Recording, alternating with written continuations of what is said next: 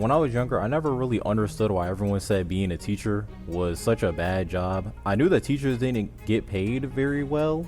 I knew the pay was trash, but I didn't know why they were so mad and angry all the time complaining about students. Only becoming older and becoming a teacher myself, I'm starting to understand why teachers were upset and frustrated with their students. You can really do the utmost for your students. You can go above and beyond for them, putting in more work and energy than you get paid to do, just so your students can have a good time, and they will sit there and tell you everything that you did is trash and terrible and that you need to just stop. And you're like, damn, well, I hate you too, little kid. This is making me remember what Michael said, not the one that liked to touch kids, but the one with the ring that said fuck these kids.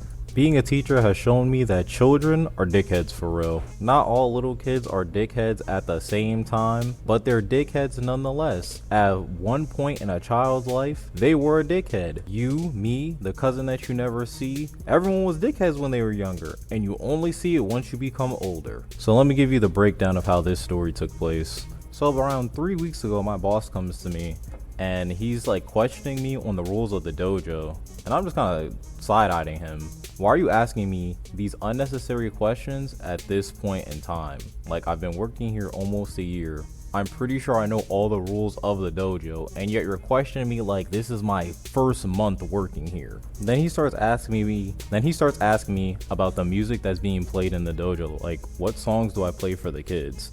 And I look at him like, what are you talking about? Playing music at the dojo? What martial art dojo plays music? That's not a normal thing. And to that, he tells me that we're supposed to be playing music for the kids for warm up. This man is really just coming up with his own rules because that's insane. But, you know, I like my checks. I like buying nerd stuff. So I'm going to comply with what this man is talking about at the moment. So at first, I'm playing my students Street Fighter background music. The reason for this, we're doing martial arts. Street Fighter is a fighting video game. I'm like, hey, let's put the two together. At first, it's cool, but I'm like, it's not really memorable for real. It's not really doing what I needed to do. It's not getting the kids like hyped and having them do more stuff. So I'm like, let me dive into my music collection for real to see some songs that I can use to motivate my students. Diving into my music collection, I learned that over 75% of the songs that I listen to are rap songs that have curses in them. I could teach Roji the valuable lesson of don't save her, she doesn't want to be saved. I don't really think his father would condone me teaching him that. Out of all of my music selection that doesn't have curses, we have fighting game music, we have Japanese beats,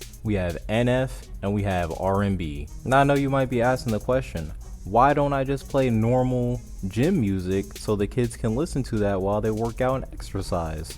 The reason I will give to that is because that's boring. Every other gym does that. I want the kids, when they come to the dojo, for them to have a unique experience that's unlike any other gym. And listen to Mariah Carey as you do push-ups. The funny thing about this situation is that a majority of my students are Indian, so they really don't hear R&B all that much, or they've never heard it in their lives. So I want to use this opportunity to have the kids listen to a genre of music that they've never heard before, so they can grow and develop as people and get a different understanding for different styles of music that are uncommon to them. With this being their first time they're listening to R&B, I can't pick any corny trash songs. So I make sure I pick really good songs so that the kids can listen to them. One of the songs that I play for the kids is Love Me Long Time by Mariah Carey. Another one would be One Thing, that the GTA song that everyone heard on the radio, and then Deja Vu by Beyonce. You would think this is like a S tier list of some songs real quick, right? Like I have other things mixed in there as well, but these are like the songs that I play when I have like the kids doing very intense workouts so they can continue going, and they have concepts that are similar to what the kids are doing on the mat. Like one thing, the one thing that you're tripping with, the one thing that you're struggling with, that might be your push-ups,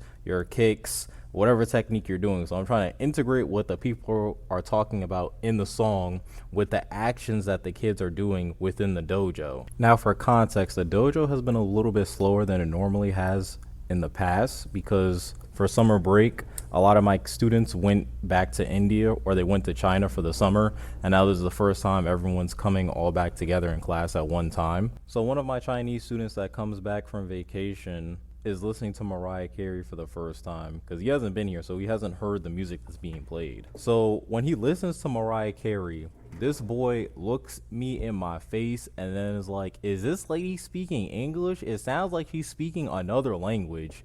And I was flabbergasted. I'm looking at this boy like, ain't no way you just said that this woman is speaking another language when your ass speaks Mandarin. Like, you have no right reason or way to say Mariah Carey is speaking another language. You know, deep down subconsciously, I really wanted to look at that boy and start speaking made up Chinese, like Chinese that isn't Chinese, like ching chong ching. I wanted to start doing that just to be a dickhead, but I had to hold my composure for real and be the adult that I am and not be a dickhead to a 7-year-old. Because this man saying that Mariah Carey is speaking a different language that is not English is insane. But then that really makes me wonder, like, bro, what are you listening to when you're home? Because I know for a fact these kids, their parents listen to Taylor Swift, and you cannot tell me for a fact that Mariah Carey is a worse singer than Taylor Swift.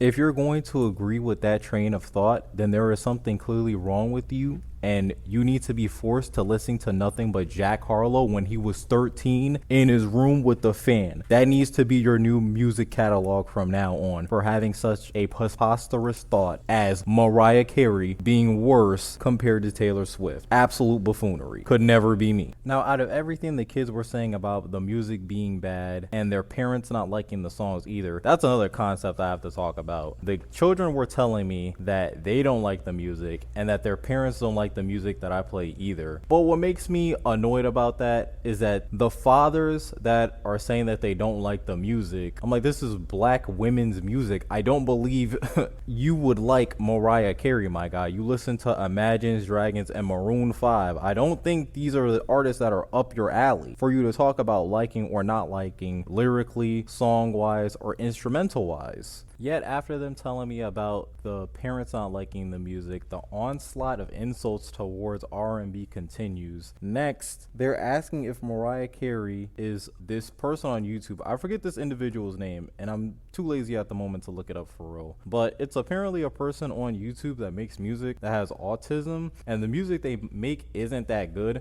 Now, I'm confused on why 7 and 8-year-olds know about this person that has autism making music. I don't understand how they know about that.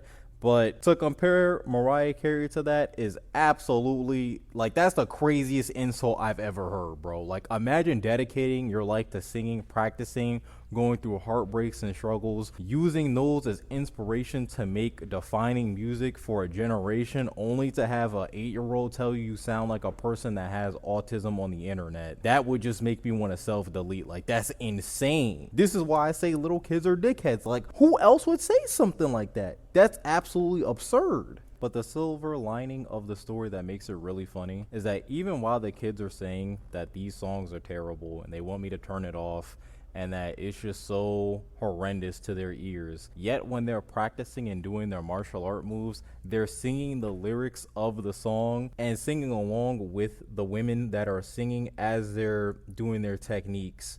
And then afterwards, when I did turn the song off because my phone was low on battery, they're still singing parts of the song. And when I question them about it, like, yo, you said the song is terrible, why are you still singing? They're like, it's just stuck in my head. Like, it's just stuck. It's terrible, but it's stuck in my head. And I'm just like, all right, bro. Like, you remind me of that one guy that has his girlfriend that she's playing some song. And he's like, this is trash. Turn it off. Then she turned it off. She leaves the car. And this man's still in there singing the song, trying to look it up on Spotify when she's not around. Like, it's not that deep. Just admit you like the song and stop playing. It's not that deep. It's okay. You like a girl that sings a song. It's catchy. You like the tune. You like how it sounds. It's all right, bro. We're not going to judge you. It's not a safe space.